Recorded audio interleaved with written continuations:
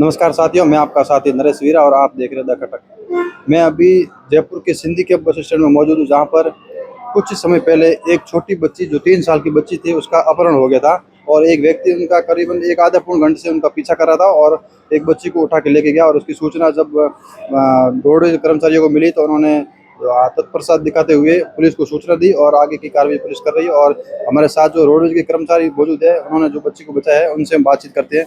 क्या कुछ हुआ था सर? क्या नाम है आपका? सर श्रवण कुमार दरिया। सर, क्या मामला था और क्या पूरी कहानी बताइए हमें।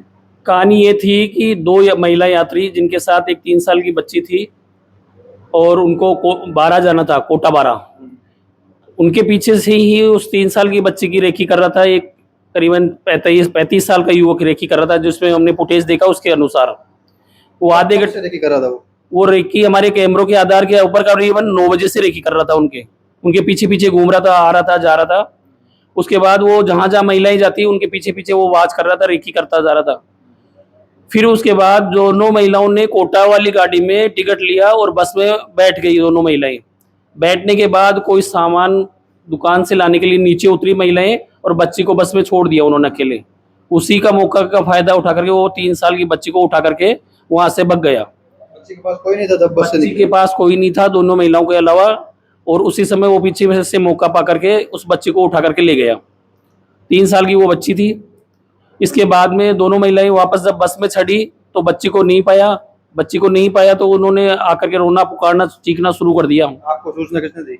उस समय जब चीख पुकार सुनी, पब्लिक इकट्ठी हो गई, तो हम भी दौड़े दौड़े गए, भाई प्लेटफॉर्म पर क्या बात हो गई, ऐसी चीख पुकार कैसे हुई। और आपस में लोग भग रहे थे, भगदड़ सी मची। तो मैं भी जाकर के वहां देखा, तो देखने पर पाया कि वहां पर उन महिलाओं ने मेरे को बताया कि हमारी बच्ची का किसी ने किडनैप कर लिया। मैंने तुरंत ही एसएचओ साहब पुलिस चौकी अपने सिंधी कैंप वालों को इत्तला की।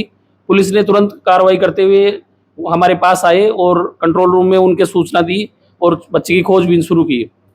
उसके आधे पौन घंटे बाद एक ऑटो वाला उस बच्ची को लेकर के आता है कि ये एक बच्ची है जो मेरे को किसी अननोन आदमी लेकर के जा रहा था बिठा करके सवारी के तौर पे, कि मुझे पित्तल फैक्ट्री छोड़ दो।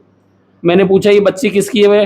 पित्तल। ऑटो वाले ने जवाब दिया कि ऑटो वाले को शक था कि लड़की कोई, ऑटो वाले को शक था कि उसने यहाँ का माहौल देख लिया था कि सिंधी कैंप से कोई बच्ची गायब हो गई और वो बच्ची भी 3 साल की थी। इसलिए ऑटो वाले ने उस युवक से पूछा ये बच्ची किसकी है, तो वो झूठ बोला, बोले मेरी ही है। तो बोले ठीक है, मैं अभी थाने में खबर करता हूँ। इतना कहते ही वो बच्ची को छोड़ करके फरार हो गया। फिर वो हमारे पास आया बच्ची को लेकर के, साहब ये बच्ची वही है क्या? हम उसको जाकर के उस महिला से पहचान करवाए, रूबरू करवाए, तो वो पहचान लिए, बोले हाँ हमारी बच्ची यही है। हमने पुलिस को थाने में ले जा करके बच्ची और परिजनों को उनको सुपुर्द करवा दिया।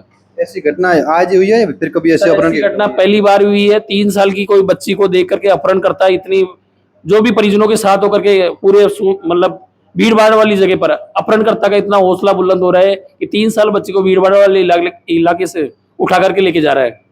आप कब से यहाँ ड्यूटी कर रहे हैं? मैं 2 साल 2.5 साल से ड्यूटी कर रहा हूँ। रात भर आपकी ड्यूटी रहती है? नाइट में मेरी ड्यूटी रहती है।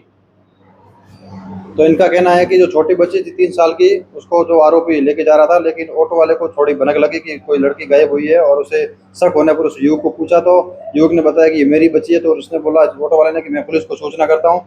और उस बीच वो आरोपी था जो बच्ची को छोड़ के वहाँ से फरार हो गया। और जो बच्ची थी, ऑटो वाला यहाँ लाके ड्यूटी इंचार्ज जो रोडवेज के थे कर्मचारी, उनको सुपुर्द करके अब पुलिस आगे की कार्रवाई कर रही है। और तमाम ऐसे अपडेट और जानकारी के लिए बने रही हमारे चैनल द खटक के साथ।